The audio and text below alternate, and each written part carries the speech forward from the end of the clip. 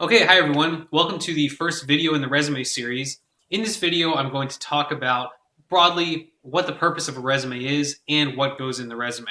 We'll talk about more details later. So what is the purpose of a resume? The resume is the basic building block of any professional application. It basically outlines all of your most relevant professional achievements. And so this includes reports that you've written, the number of sales that you've gotten, the number of people that you've hired. So it's the concrete things that you've done. As for what actually goes in here, in my mind, there are three main sections, and I'll discuss each of them in turn. The first section is the education section. Now, whether this is actually the first part of your resume or further down may depend on how long you've been out of school. If you've been out of school for 10 years, then probably your professional experience is more relevant and should go closer to the top in the actual resume. But for our purposes here, I'll assume that you've been out of school for a couple years, or maybe you are still in school, and that's fine. So the education section will go at the top.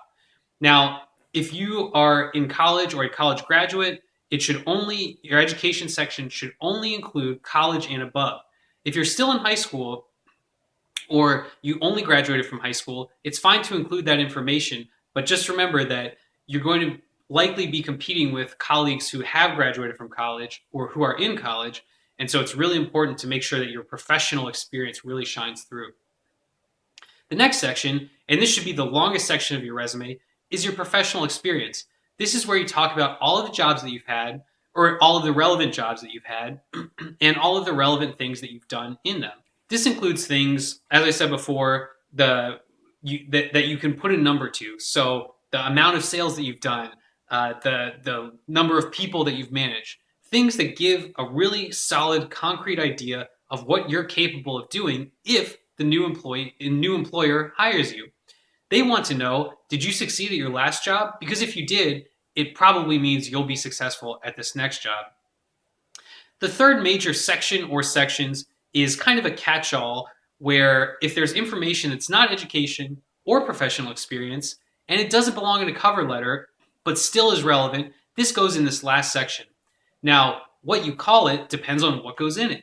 So some people, it might be certifications and interests. For other people, it might be technical abilities. But whatever the case may be, the things that you'd list here are experience with certain software packages, language abilities. Some companies do want to know about your interests. Do you like biking? Do you like traveling? And remember, more unique the better, because everyone likes traveling.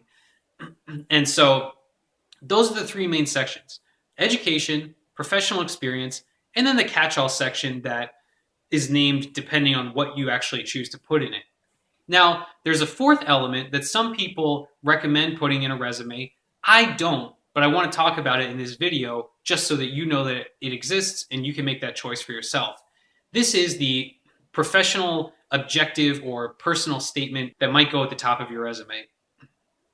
So an example of this is, I intend to get a job in a communications field and develop myself as a professional. Or I am a recent college graduate who wants to get a job in finance. Those are examples of a personal statement or a mission objective. I don't like these kinds of statements because in my mind, the space on your resume is extremely precious. You don't want to put anything in there that you don't have to. And the reason why I don't think you have to put this information in a resume is because if you're applying for a job, usually in either the cover letter or any other communication that you might have with the hiring manager or hiring department of the company you're applying to, will say that kind of information. People will be able to tell, oh, he's a recent college graduate. He graduated in 2015. Oh, he wants to get a communications job because he's applying for a communications job. And so these things end up getting repeated probably in other parts of your application package. So I don't necessarily think it's that important to include, but if you really, really, really want to put some kind of statement at the top of your resume that's a summary or some kind of other just broad statement of who you are, you could try to just put a professional summary statement.